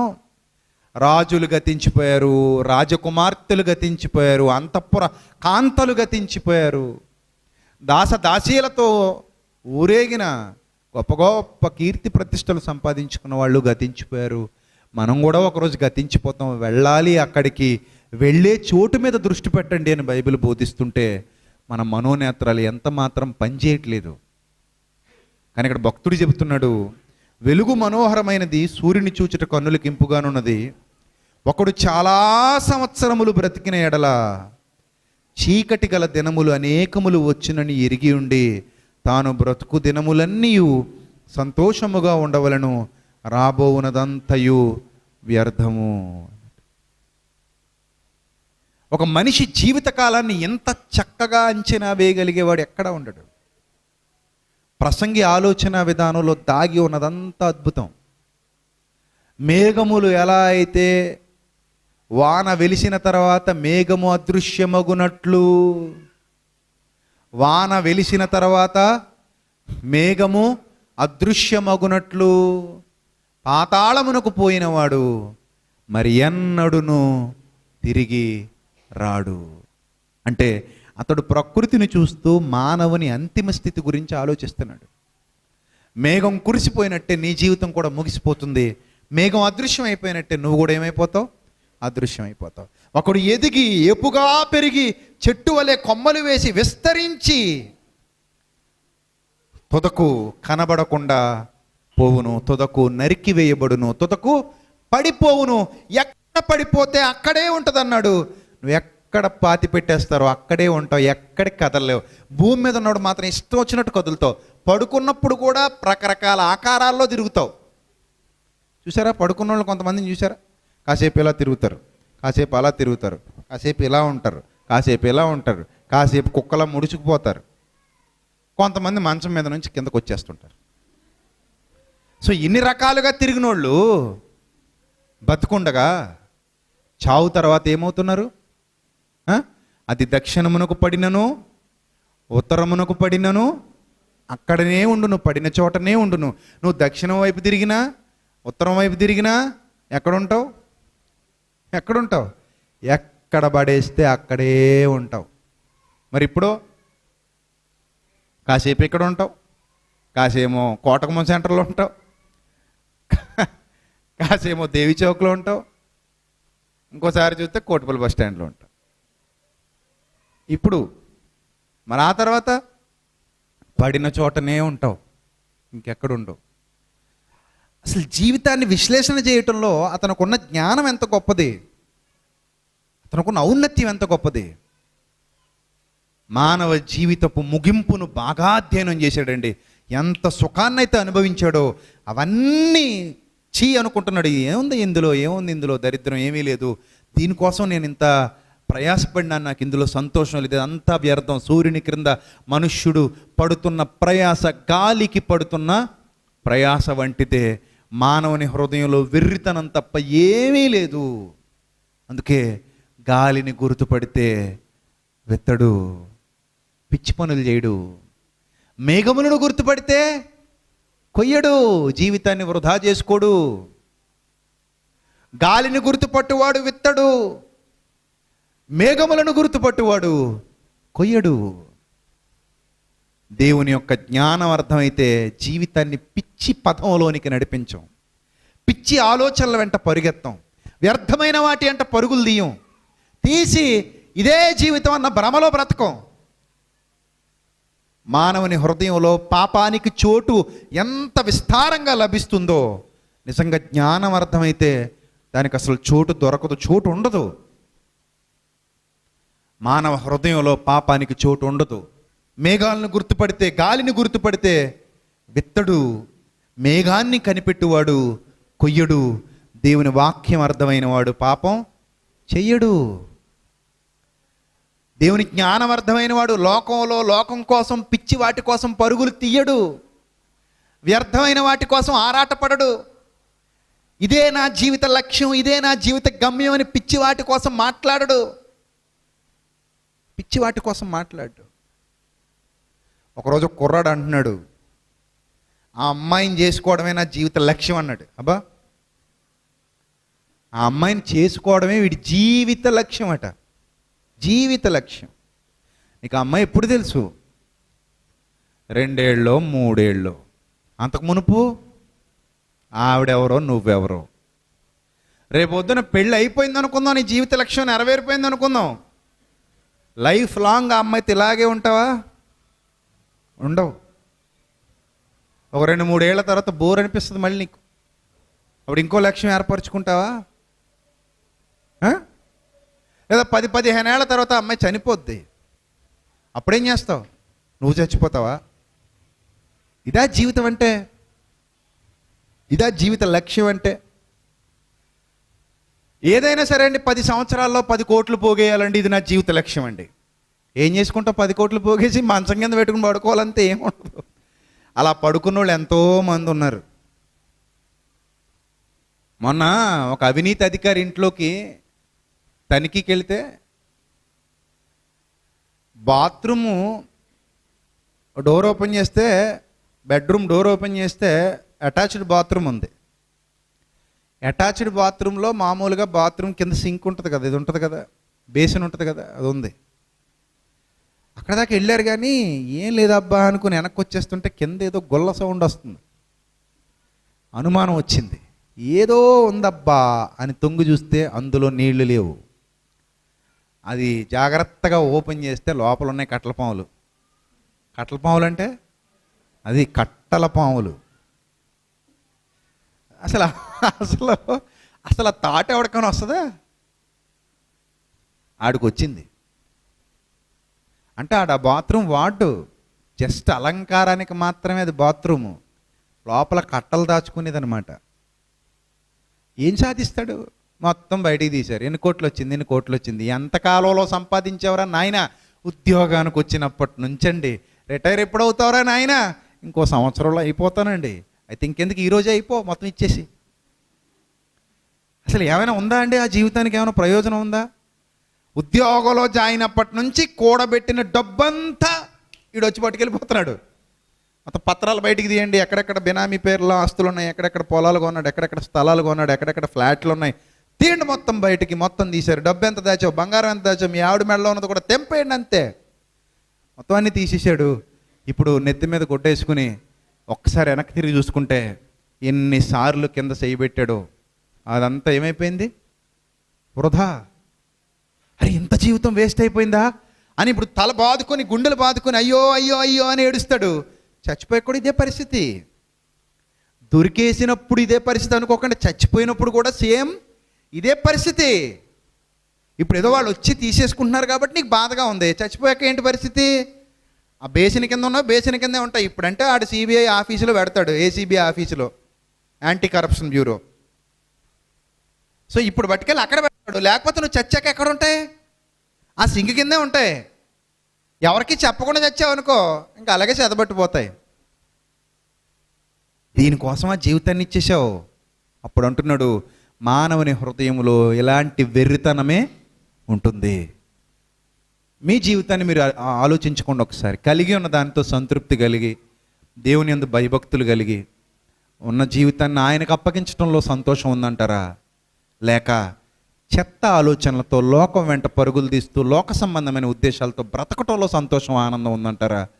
ఎందులో నిజమైన ఆనందం ఉందో? భక్తులు చెప్పిన మాటలు వింటే బాగుపడతాం, మన సొంత ఉద్దేశాల ప్రకారం ఆలోచిస్తే నాశనానికి ద్వారాలు తెరుచుకుంటాం. భక్తుల ఆలోచనల్లో లోతైన సత్యాలు ఉంటాయి. అందుకే అంటున్నాడు, అప్పుడు అంటున్నాడు, చూలాలి గర్భమందు ఎముకలు ఏ రీతిగా ఎదుగుతున్నాయి నీకు తెలుసా? తెలీదు. గాలి ఎలా వస్తుందో ఎలా పోతుందో నీకు తెలుసా? తెలీదు. అలాగే సమస్తము జరిగించు దేవుని క్రియలను కూడా నువ్వు ఎరుగవు. ఎప్పుడు నీ సమయం ముగిసిపోతుందో నీకు తెలీదు. ఆయన ఏ కార్యం నీ పట్ల జరిగించబోతున్నాడో నీకు తెలీదు. ఒకడు అలాగే అనుకున్నాడు, నా ప్రాణమా తినుము, తాగుము, సుఖించుము, కొట్లు పెద్దవి చేశాను, చాలా దాచాను లోపల, తరతరములకు తరగని ఆస్తి సంపాదించి పెట్టాను, ఎంజాయ్ అన్నాడు. అప్పుడు రాత్రే దేవుడికి చిరాకు వచ్చింది. వెర్రివాడా, చూసారా మనిషి హృదయంలో ఏముండును అన్నాడు ప్రసంగి? వెర్రితనం ఉండును అన్నాడు. దేవుడు కూడా ఏమంటున్నాడు? వెర్రివాడా, వెర్రివాడా, నీ హృదయంలో కూడా ఏముందిరా? వెర్రితనమే ఉంది. కొట్లు కట్టావా, పెద్దవి కట్టావా, అందులో దాచావా? ఎవరితో చెప్తున్నావురా? ప్రాణంతో చెప్తున్నావు. అది ఉంటుందా అసలు నీ దగ్గర? ప్రాణంతో చెప్తున్నావు, ఉంటుందా అసలు? దాన్నే తీసేసుకెళ్ళిపోతున్నాను ఇప్పుడు. ఏ ప్రాణమా అన్నావో ఆ ప్రాణాన్నే పట్టుకుపోతున్నా. ఎవని వగును అంటే ఎవరున్నారు ఇప్పుడు? వీళ్ళనమ్మ కూడా రాయలేదే. ఎవరున్నారు ఇప్పుడు? ఎవరికి ఇచ్చిపోతావు? చూసావా ఎంత వెర్రితనం ఉందో మానవ జీవితంలో. ఇంత చక్కగా బైబిల్ చెబుతుంటే మనోళ్ళు ఏమంటున్నారండి? అమెరికా వెళ్ళాలనుకుంటున్నారా? డాలర్లు సంపాదించాలనుకుంటున్నారా? ఆస్ట్రేలియా పోవాలనుకుంటున్నారా? దేవుడు నీ బిడ్డకు గవర్నమెంట్ జాబు ఇవ్వాలనుకుంటున్నాడు అంతే అన్నాడు గట్టిగా. అప్పుడు ఆహాహా, దేవుడు ఈరోజు నాతో మాట్లాడాడు. ప్రభువా, నా బిడ్డకు గవర్నమెంట్ జాబే ఇచ్చేయి ప్రభువా, ప్రైవేట్ జాబులు వద్దు ప్రభువా. చూసారా మన ఆలోచన విధానం? చూసారా ఎలా ఉందో? లోకం లోకం లోకం. దేవుడు నీకు ఏమి ఇవ్వాలో అది ఏ సమయంలో ఇవ్వాలో ఆయనకు తెలిసిస్తాడు. ఆయన ఇచ్చినా ఇవ్వకపోయినా నీ బ్రతుకు మాత్రం ఆగదు. ఆ విషయం గుర్తించు. నేను పుట్టించాడు అంటే నిన్ను ఎప్పుడు విడువడు, ఎడబాయుడు ఆయనకు లోబడితే. కానీ దీనికోసం జీవితం అంటే తప్పు ప్రియులరా. వ్యర్థమైన వాటి కోసం పరుగులు తీయకండి. ఎందుకంటే నాకు తెలుసు బాగా, ఒక అమ్మాయి చాలా కష్టపడి చదివింది, మంచిగా జాబ్ సంపాదించుకుంది.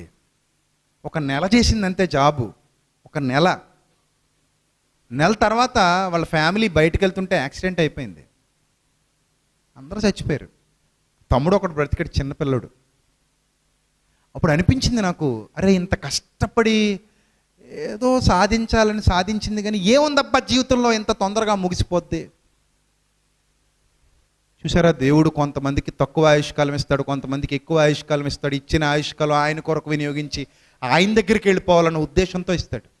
మనమేమనుకుంటామంటే, ఇక్కడ ఏదో పని ఉందయ్యా, నువ్వు ఆగు బాబు, నీకు అంగారు ఏంటి అసలు? ఇక్కడ మాకు కొన్ని ఉద్దేశాలు ఉన్నాయి, నెరవేర్చుకోవాల్సిన. నీ ఉద్దేశాలు మాట పక్కన పెట్టి ఇంక మాకు టైం ఉంది, ఇక్కడ మేము ఇంకా ఏదో చేయడానికి వచ్చాం.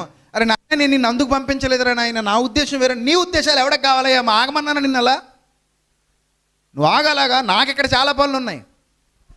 ఇది మానవుని పిచ్చి, ఇది మానవ నైజం. ఒక్కోసారి అంతేనండి, జీవితం ఏంటో తెలీదు, కళ్ళ ముందు అలా మాయమైపోతుంది. అప్పుడు మళ్ళీ ప్రభువా ప్లీజ్ ప్రభు, ఒకసారి మళ్ళీ పుట్టించి ప్రభువా, మళ్ళీ పంపించి ప్రభువా అంటే అవ్వదు. మళ్ళీ పుట్టించటాలు, మళ్ళీ పంపించటాలు, ఎముడితో గొడవ పెట్టుకుని వచ్చేయటాలు, ఇంకో శరీరంలో దూరిపోవటాలు, ఇవన్నీ బాగా చూసేసరికి జీవితం అంటే ఇంత సునాయాసంగా ఉంటుందా అనిపిస్తుంది. కానీ బైబిల్ బాగా చదివితే అమ్మో చాలా సత్యం ఉందబ్బా, నాకు తెలియాల్సింది అనిపిస్తుంది. చాలా సత్యం ఉంది, నాకు తెలియాల్సింది. ఇన్నాళ్ళు నేను మూర్ఖత్వంలో ఉన్నాను, మూర్ఖత్వంలో బ్రతుకుతున్నాను అనిపిస్తుంది అండి. కాబట్టి ప్రియులారా, ఇది కాదండి వాస్తవం. యూట్యూబ్లో మొన్న ఒక వీడియో చూశాను. ఒక వ్యక్తిని వేదిక మీదకి తీసుకొచ్చాడు. 5 కోట్ల అప్పు దేవుడు తీర్చాడు అంటున్నాడు. 5 కోట్ల అప్పు దేవుడు తీర్చాడా? సంవత్సరంలో చచ్చిపోదాం అనుకున్నాడట, దేవుడు 5 కోట్లు అప్పు తీర్చాడట. ఎనీబడి ఇంకా ఉన్నారా అని అడుగుతున్నట్టు అనిపించింది.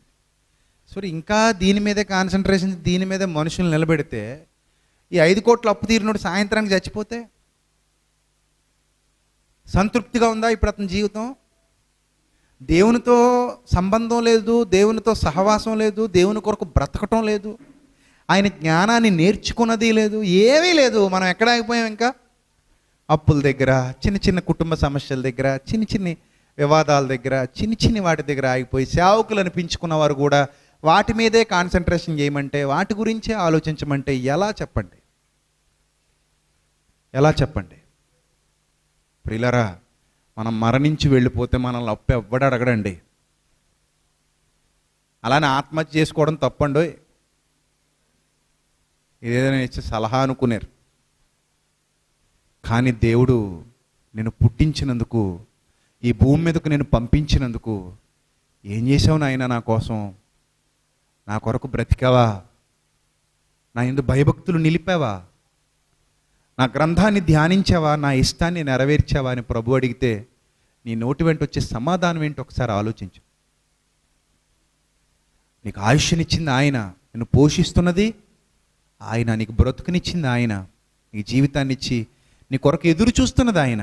కాబట్టి సత్యం తెలుసుకోండి, జీవితం ఎవరిది ఆగదు. అడుక్కునేవాడు బ్రతికేస్తాడు, మనం కూడా బతికేస్తాం. బ్రతుకు ఎక్కడ ఆగదండి. చావు వచ్చేంత వరకు బ్రతుకు వెళ్ళిపోద్ది. చావు వచ్చేంత వరకు ఏమవుతుంది? బ్రతుకు వెళ్ళిపోద్దండి. ఎక్కడ ఆగదండి. అదే నువ్వు దేవుని యందు భయభక్తులు కలిగి ఉన్నావు అనుకో, అసలు ఆగదని బ్రతుకు వెళ్ళిపోద్ది. ఏదో రూపంలో నిన్ను ఆయన పోషిస్తాడు. అంత మాత్రాన ఈ లోకం కోసం బ్రతక్కో, తప్పు. ఈ లోకంలో ఏదో కావాలని బ్రతక్కో. భూమి మీద ఉన్నంతకాలం అబ్రహాము విశ్వాసం ఎంత గొప్పదో తెలుసు కదా నీకు. పునాదులు గల పట్టణము కొరకు అబ్రహాము ఎదురు చూస్తున్నాడు. ఇక్కడ అన్నీ ఉన్నాయి. పట్టణం ఒక దేశమే అయిందండి, ఒక దేశమే అయింది, వాగ్దానం చేశాడు. కానీ ఆ దేశం మీద కాన్సన్ట్రేషన్ చేయకుండా దేనికోసం ఎదురు చూస్తున్నాడు?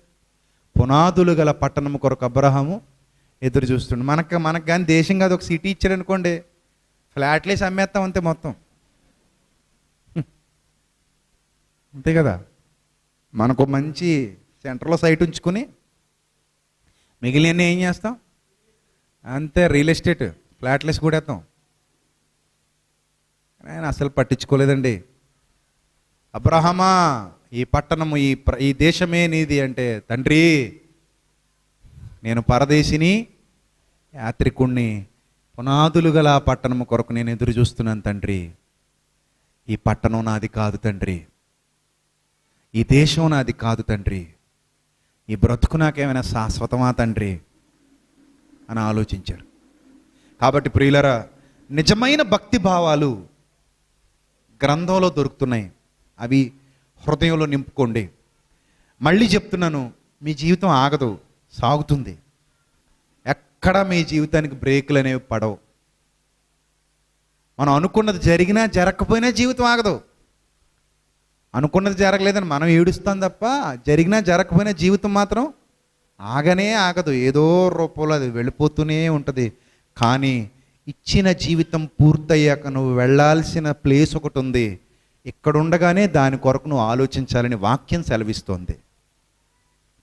రాజులైనా, పేదలైనా, గొప్పవారైనా, చిన్నవారైనా, పేదవారైనా, పెద్దవారైనా మరణం అనే ద్వారం గుండా మరో లోకానికి వెళ్ళాలి ప్రియులారా. మరణం అనే ద్వారాన్ని దాటి మరో లోకాన్ని మనం చేరుకోవాలి. దాని మీద కాన్సన్ట్రేషన్ బైబిల్ బోధిస్తుంది. దేవుని క్రియలను నీ వెరుగవు, ఆయన ఏం చెయ్యబోతున్నాడో నీకు తెలీదు. కాబట్టి సమయం ఉండగానే మీ జీవితాన్ని చక్కబెట్టుకోండి.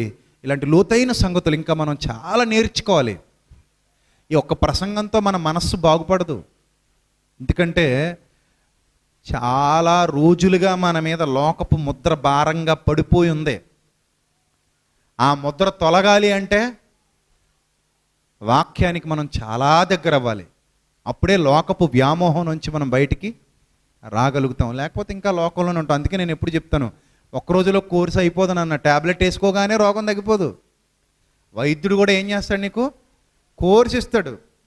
ఉదయము, మధ్యాహ్నము, సాయంత్రము ఇలా ఒక 20 రోజులో, నెల రోజులో వాడవయ్యా అంటాడు.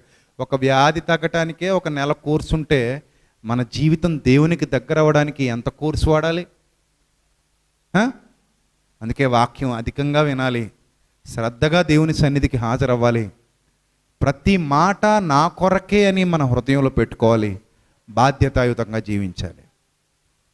అటు ధన్యత దేవుడు మీకు, మీ కుటుంబాలకు సమృద్ధిగా దయచేసి ఫలభరితమైన జీవితాలు మీకు అనుగ్రహించి తన నిత్య రాజ్యమునకు వారసులుగా మిమ్మల్ని చేర్చుకునుగాక. తలలో వంచండి, ప్రార్థన చేసుకుందాం. సర్వకృపానిధి, సమృద్ధి సమస్తము మాకు అనుగ్రహించిన మా తండ్రి, సమృద్ధిగా మీ పవిత్ర నామానికి స్తోత్రం తండ్రి. ఈరోజు అక్షయమైన ఆహారంతో మా హృదయాలు నింపినందుకు ఏమిచ్చి మీ రుణం తీర్చుకోగలం ప్రభువా? లోకము దాని ఆశయు గతించిపోవచ్చున్నవి, మీ వాక్యము శాశ్వతముగా నిలుచినది, కడవరకు నిలుచినది, స్థిరముగా నిలుచినదని మాకు సెలవిచ్చి ఉన్న మా దేవా, మీ పిల్లల హృదయాలను వెలిగించండి. వారి హృదయం అనే పలకల మీద మీ మాటలు లిఖింపచేయండి. వారు విని విడిచిపెట్టేవారుగా కాకుండా తండ్రి, విన్న మాటల ప్రకారంగా ప్రవర్తించగలిగే భాగ్యాన్ని అనుగ్రహించండి. లోకం అశాశ్వతమైనది ప్రభువా. రాత్రి పగలు గడిచిపో రీతిగా మా జీవిత దినాలు గడిచిపోతుండగా ఒకానొక దినాన మరణపు వశము మేము కాబోతున్నాం. మరణము మమ్మల్ని ఆవహించినప్పుడు మీ వద్దకు మేము చేరవలసిన వారమై ఉన్నాం. ఈ లోకంలో మేము సంపాదించిన ఆస్తులు, అంతస్తులు ఏమాత్రం ఎన్నదగినవి కావు, అవి మాతో రావు ప్రభువా. మీ పిల్లలు సత్యమును గ్రహించినట్లు వారి హృదయములు తెరవండి. మీ మాటలు వారి హృదయాల్లో ఫలింపచేయండి. మీ సన్నిధి కాంతిలో మీ సన్నిధాన వర్తలుగా నిలువబెట్టండి. సమస్త ఘనత, మహిమ, ప్రభావములు మీకే చెల్లిస్తూ క్రీస్తు నామంలో ఈ ప్రార్థన మనవులు అడిగి వేడుకొనుచున్నాం మా కన్న తండ్రి. ఆమెన్. అందరికీ